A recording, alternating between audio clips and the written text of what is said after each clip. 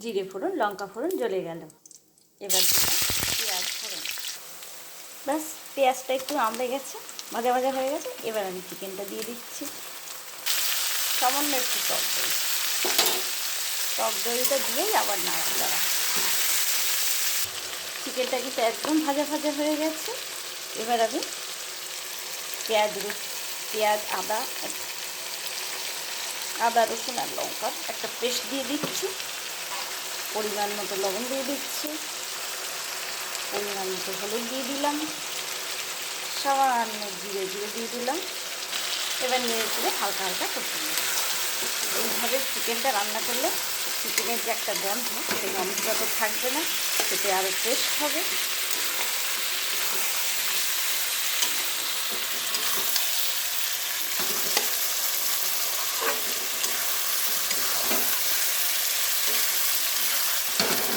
দেখুন বন্ধু, সুন্দর কালার হয়েছে, সেটা কিন্তু আরও টেস্টি হবে।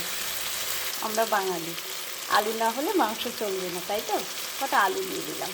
আলু দিয়ে আবার বন্ধুরা একদম কষা কষা ঝাল ঝাল কেমন লাগছে বলবেন। কষা হয়ে গেছে কিন্তু। এবার সামান্য একটু জল দিয়ে দেবো, বেশি জল দেবো না বন্ধুরা। মাংস হয়ে গেছে, সামান্য একটু গোলমরিচের দিয়ে দিলাম, গরম মশলা। সরি, রান্না করতে করতে মাথা চলে যায় গো।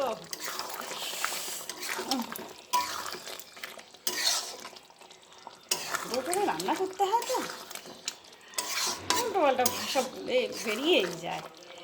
যাকে রান্না কেমন হয়েছে কেমন হচ্ছে অবশ্যই জানাবেন বন্ধুরা।